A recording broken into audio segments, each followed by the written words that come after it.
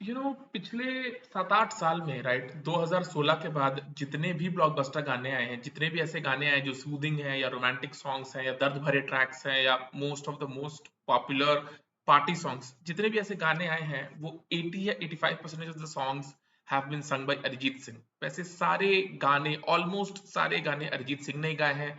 अगर आप उसको रेशियो वाइज भी कैलकुलेट करोगे तो यूल रियलाइज कि 80 to 85% of the songs Arijit Singh ने गाए, राइट। इसका रीजन क्या है? 2000s में जो एल्बम क्रिएट होता था, बेस्ट एल्बम साल का आता था, या मोस्ट एंटिसिपेटेड एल्बम्स होते थे, बेस्ट एल्बम्स जो होते थे उसमें उदित नारायण, कुमार सानू, के सोनू निगम, हिमेश रेशमिया, राहत फतेह अली खान, शफाकत अमानत अली, ये सारे 5-7 सिंगर्स की वॉइस यहाँ वहाँ होती थी।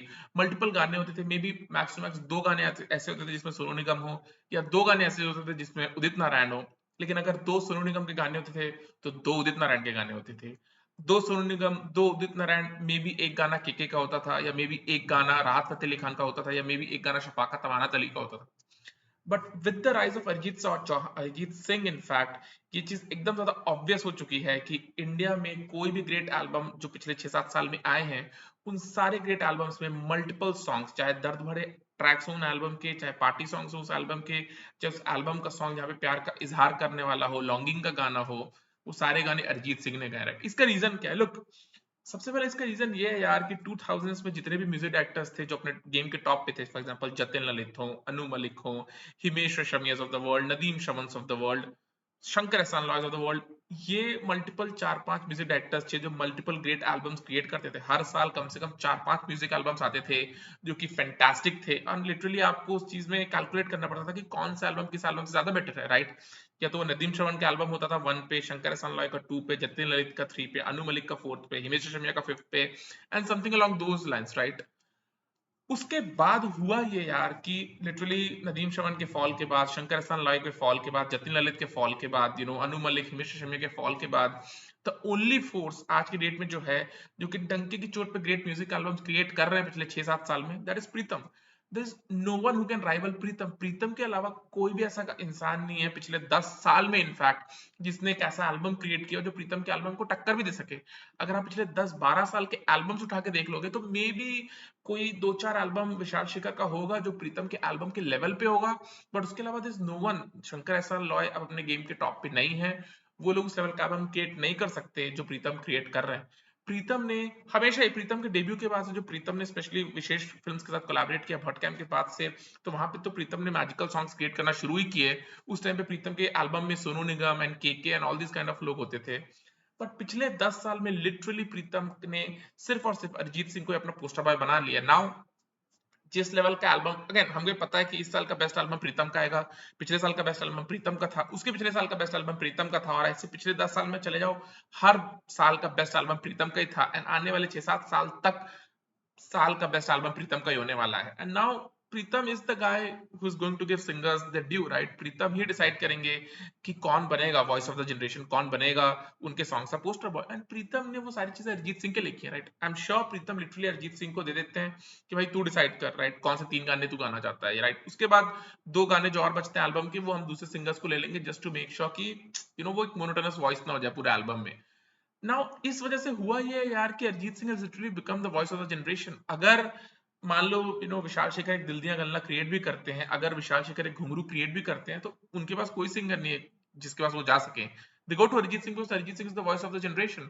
अगेन दिल दिया गल्ला अरिजीत सिंह को ही गवाना चाहते थे Vishal Shekhar, but Salman and Arijit have got a problem, तो सलमान ने अपने फेवरेट आतिफ असलम से उस गाने को गवाया and all that. But that has been the case. Vishal Shekhar ने इस साल जो गाना क्रिएट किया which is a very average song, Jhoome Jo Pathan, वो गाना अरिजीत सिंह को मिलना ही था, बिकॉज एक गाना शिल्पा राव को मिल गया फीमेल वाला, तो दूसरा गाना डेफिनेटली अरिजीत को ही मिलना था उस एल्बम का हेडलाइनिंग सॉन्ग जो शाहरुख खान पे फिल्माया गया, इनफैक्ट टाइटुलर कैरेक्टर पे जो सॉन्ग फिल्माया गया। यार अरिजीत सिंह हमेशा ही बेस्ट गाने गाते रहेंगे, अगले 6-7 साल तक बेस्ट गाने गाते रहेंगे, नॉट बिकॉज कि कोई सिंगर अच्छा नहीं है। बहुत सारे अच्छे सिंगर्स हैं यार। Jubin Nautiyal is not a bad singer, Tushar Joshi is not a bad singer, Vishal Mishra is not a bad singer, Bulleya गाना गाने वाले Amit Mishra was not a bad singer, he still not a bad singer, Nakash Aziz is not a bad singer. The fact of the matter is कि great album, great songs 9 out of 10 times Pritam create कर रहे हैं, and Arijit Singh is the go to guy for Pritam. कोई प्रीतम का rival नहीं है। विशाल शेखर हाँ 2 गाने 3 गाने अच्छे क्रिएट कर सकते हैं, बट देन विशाल का कोई सिंगर नहीं जो जिसको विशाल बैक करना चाहता है। विशाल शेखर भी अपने बेस्ट हेडलाइनिंग सॉन्ग्स के लिए they want to go to Arijit Singh, right. वो दौर खत्म हो चुका जहाँ पे जतिन ललित, नदीम श्रवण, अनु मलिक, हिमेश रेशमिया, शंकर एहसान लॉय, प्रीतम, you had Jeet Ganguly, you had all these people firing on all 12 cylinders। उतने म्यूजिक डायरेक्टर्स बचे ही नहीं है। The industry has literally been monopolised by Pritam. इसमें प्रीतम की कोई गलती नहीं है यार। अगर बाकी कोई भी music director, for example Tanishk Bagchi के अंदर अगर वो इंस्टिंक्ट नहीं है जहां पे वो उस लेवल का विजन रखते हैं कि फिल्म के सिचुएशन के हिसाब से गाने क्रिएट कर सकते हैं, तो कोई कुछ नहीं कर सकता, राइट। ऑफ कोर्स यहाँ पे प्रीतम को एक बड़ा हेड स्टार्ट मिला है कि कोई भी ऐसा म्यूजिक डायरेक्टर नहीं है जो किसी एल्बम के 5 गाने उन 5 सिचुएशंस के हिसाब से क्रिएट कर सकता है, right. Pritam is leading the chart, Pritam is leading the race, and Pritam knows that. And उसके वजह से हुआ ये यार कि प्रीतम जिसको भी गाने देना चाहे, चन्ना मेरा जिससे भी गवा लो यार, या घुंगरू सॉन्ग विशाल शेखर ने क्रिएट किया जिससे भी गवा लो, जुबिन नौटियाल की वॉइस में गाने बुरे नहीं लगते। But the fact is कि there is a voice that the industry wants to push, there is a voice that industry wants people to listen to, and again Arijit Singh की voice खराब नहीं, I'm not saying कि अरिजीत अच्छे हैं अरिजीत बुरे, I'm just saying कि there's been too much fatigue of Arijit Singh, right। आपको पता है ऑलरेडी, आपको पता है कोई इवेंट फिल्म आएगी जवान में कितने गाने अरिजीत के होने वाले, एटलीस्ट 2 गाने अरिजीत के होने वाले हैं।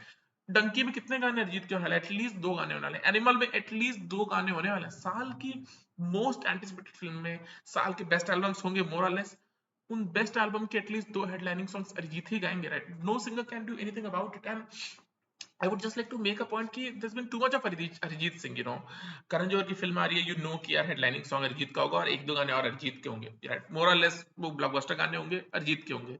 कि यार विशाल शेखर का एल्बम आया, अरिजीत का गाना होगा। लेट्स से तनिष्क बागची अगर एक एल्बम क्रिएट कर भी देते हैं, राइट, अगर, तो आप वो एक्सपेक्ट कर सकते हो कि वो अख लड़ जावे। तनिष्क बागची ने क्रिएट किया तो उन्होंने जुबिन नौटियाल को दिया, या राता लंबिया क्रिएट किया तो जुबिन नौटियाल को दिया। बट तनिष्क बागची का अगर प्रीतम राता लंबिया क्रिएट करते तो it would have gone to Arijit Singh, right. there's no music director who wants to back Arijit Singh के अलावा किसी का सिंगर को, and that's how it is। there's been a fatigue of Arijit Singh and we can do absolutely nothing about it। कोई कुछ नहीं कर सकता, कोई कुछ नहीं कर सकता। this is what it is। And इसके लिए हो यही सकता है यार कि मल्टीपल ऐसे म्यूजिक डायरेक्टर्स आए जो मल्टीपल एल्बम्स क्रिएट कर सके ताकि मल्टीपल सिंगर्स को गाना मिले, अदरवाइज नहीं होगा। कौन है